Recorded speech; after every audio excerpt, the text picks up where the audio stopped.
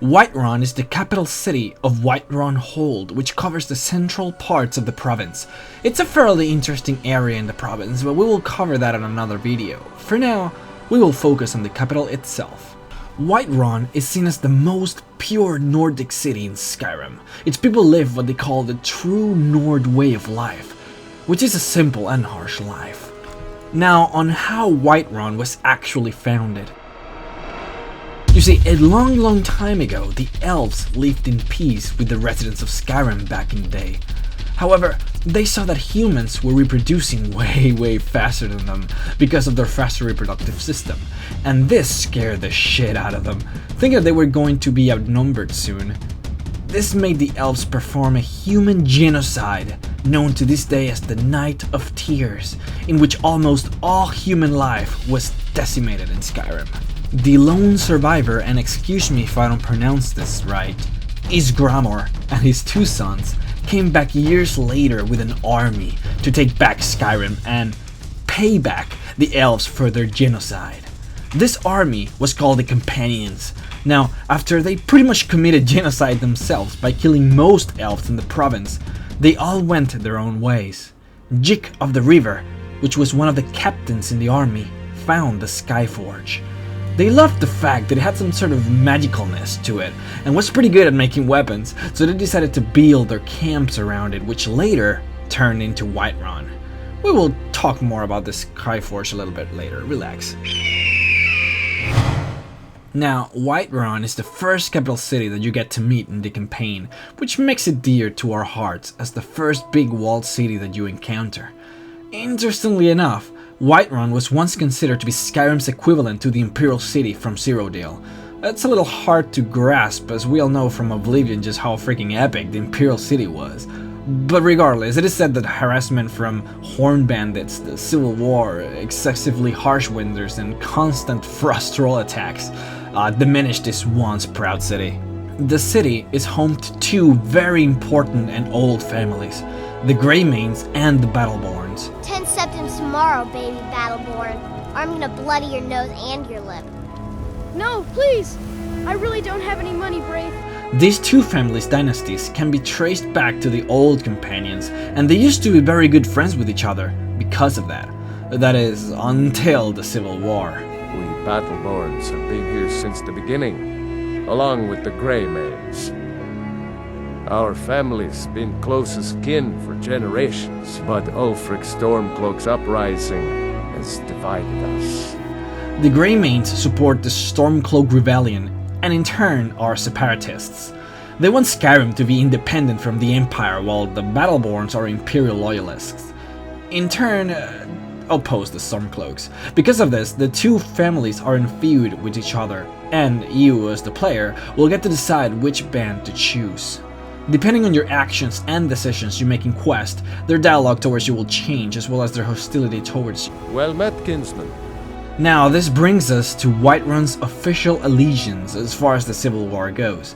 But before we get into that, just a little heads up on how this works for those of you who don't understand why they would have an official allegiance. You see, Skyrim is divided into 9 holds, or 9 regions if you will. Each region is governed by a Jarl, and they all reside in their respective capitals. Each hold makes its own rules and laws, but ultimately holds loyalty to the Empire, which means that the laws of the Empire go above the laws of each hold. Think of it like the United States. Each state is largely independent, in which they all have their own laws and regulations, but they all have to follow the federal government's laws and decrees if there is one. Now that the Civil War is on its way, some holds have kept their loyalty to the Empire by declaring war on insurgents, in this case the Stormcloaks, while some other holds have sided with the Separatists. So what side of the conflict is Whiterun on? Well, it's a little complicated. On the official record, which is as far as the outside relations of the hold refers to, is that they're neutral. This means that they're completely away from choosing any sides. If we dig a little deeper, however, you'll find that this is a lie. There are various indicators that suggest that the Jarl of Whiterun, Jarl Balgruuf, is siding with the Empire. If you look closely at the maps located around Whiterun, you'll find that they all list Whiterun as Imperial controlled in the conflict. The Age of Aggression song, which is a pro-Imperial song, is also played through Whiterun Hold. Yes? We'll drive out the Stormcloaks and restore what we own. With our blood and our steel, we will take back our home. Now, this song is not present through Stormcloak territories, where the Age of Oppression is played instead, which is a pro-Stormcloak song. The Jarl's brother, Hrongar, comments, Dancing around is rubbish. We should be taking the fight to the Stormcloaks. and he says this even before the Dragonborn joins any sides, so it's kind of obvious. And lastly, sometimes when you attack a Whiterun guard, they will shout, "Fool, the Imperial Legion will have your blood!" So yeah, they kind of follow the Imperial. It also suggests the fact that they carry Imperial bows and Imperial swords, so you can kind of tell that they're siding with the Empire, even before the Dragonborn makes any decisions in the matter. And now, let's talk a little bit about the actual city and what you can find on it. The city is separated into 3 sections: the Plain District, the Wind District, and the Cloud District. The Plains District is the first section you encounter as you enter the city, and it contains all the major merchants of the city as well as Bree's home, which is the house that you can actually buy for yourself. Its name comes from the fact that it is the lowest part of the city as far as altitude goes, so much in fact that it's almost at ground level with the plains outside of the city, hence the name. The Wind District is the residential area of the city, where you will find the houses of most residents. The Mead Hall, and sorry if I pronounce this wrong, your Vasker, and the Gilder Green are also located in this district. Its name comes from the fact that strong mountain winds gust through the area. And finally, the Cloud District. It is the smallest of the districts and it only holds Dragon's Reach, which is where the Jarl resides. It lies in the top of the bluff where Whiterun is located, and hence it is the closest to the sky in relation to the other parts of town, and hence its name. And now we'll finally talk about the most important and interesting points of interest here in the city. Now, first of all, Skyforge, since we mentioned it before. As I said, Skyforge was discovered by Jeek of the River when he first scouted the area, and because of it, he founded Whiterun. The interesting thing about this monument is that it actually contains some sort of unknown magic. It was discovered that the native elves in the region actually feared this thing, and they suspected it to hold incredible power. This is what grew interest in the monument by the companions, so they settled at the foot of it.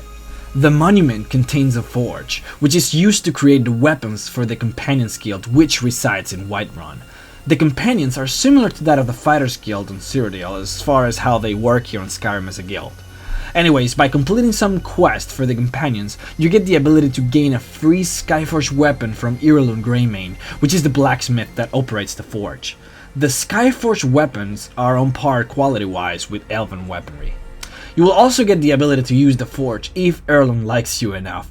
There are a couple of weapons and armors you can only build in the Skyforge, but they also share the same quality level as that of the elven craft. Besides that, the forge works pretty much like any lame forge, except for the fact that its fire won't burn you if you step on it, unlike others.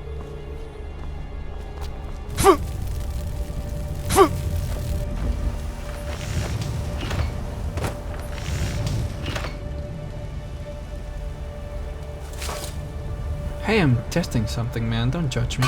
Now, the Mead Hall, located right below the Skyforge, is where the Companions are located. I've already explained much of what the Companions are all about, so I won't indulge any further. Besides the fact that their freaking Mead Hall is made out of the boat they used to come to Skyrim. Whoa, right? You can also see some shards of Wuthrat, which is the axe that Isgramord used to commit genocide on the elven population with. The name actually translates to Elf Grinder. Jeez, man. But now, let's get to the more juicy stuff. People always wonder what this tree is all about, and as it stands there all mighty and epic, just kind of dying there in the way. The tree's name is the Gildergreen, and the reason why it is kind of important is because it was born from the branches of the Eldergleam tree. And why is this tree so important? Well, it is said that it could very well be the oldest living thing in Skyrim, possibly even in all of Tamriel. And it is said to be blessed by Kinnereth herself, which is one of the 9 divines. The goddess of nature, actually. Now this means that every priest that venerates Kynareth, which are a lot actually, will think of this tree as some kind of holy tree, if you will. The sap from the Gildergreen is also, it is said that it also has curative effects, which is what the priests use on their temple to cure people. Thank you. The pain is already easing. I can't bear it. Make it stop. You will have to do a quest in order to save the tree, however, as you can see that it is kind of dying. The Temple of Kynareth, right beside the tree, is actually the only temple that venerates Kynareth in all of Skyrim, which means that as soon as you heal the tree, you will have hordes of pilgrims coming over to venerate the god. And now, the last important point of interest here in the city is Dragon's Reach. Now, this building used to be much smaller back in the day, but the reason why this building is so big has a pretty interesting story behind it. So you see, there was this epic Nord guy who used to be the Jarl of Whiterun back in the day. His name was Olaf One-Eye. Now, this guy fought the dragon Numinex, and it is said that he shouted the dragon into submission. The way he did it, nobody knows. What it is known, however, is that this guy literally kept Numinex as a pet in the castle. And that's why they had to make Dragon's Reach so big, to actually hold this dragon in the castle as a pet. This was such a big accomplishment that he went on to become the High King of Skyrim because of this. But what's most interesting is that it is said that Olaf would every now and then visit this dragon in Dragon's Reach and pretty much make fun of him. Not much is known about dragons and how they're actually immortal, but it is said that such humiliation and captivity made the dragon go crazy. So far as to even forget his own name, which, I mean, if you know dragons, if you follow the campaign, you know that a dragon knowing its name, it's kind of a big deal. When someone says the name of a dragon, they get summoned. It has so much power over them. It's kind of a big deal. And this guy forgot his own name. Later on, the dragon simply died. Even though they're supposed to be immortal, something made the dragon die. The details of all of this are not very clear, but what is certain is that Alduin cannot revive him, and that Numinex is not even his real name, as it is not actually a Dova shout. And now, Dragon's Reach serves as the tower where the Jarl resides alongside the head of Numinex the dragon on top of a throne.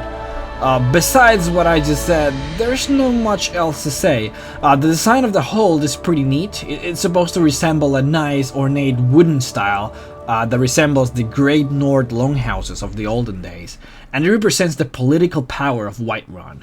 One cool weird thing though is that right outside of the building, down by the pond below the bridge, you'll find a very curious dead skeleton just floating there. Nothing is known about this skeleton, but you can loot him for some free gold, I guess. Curious indeed.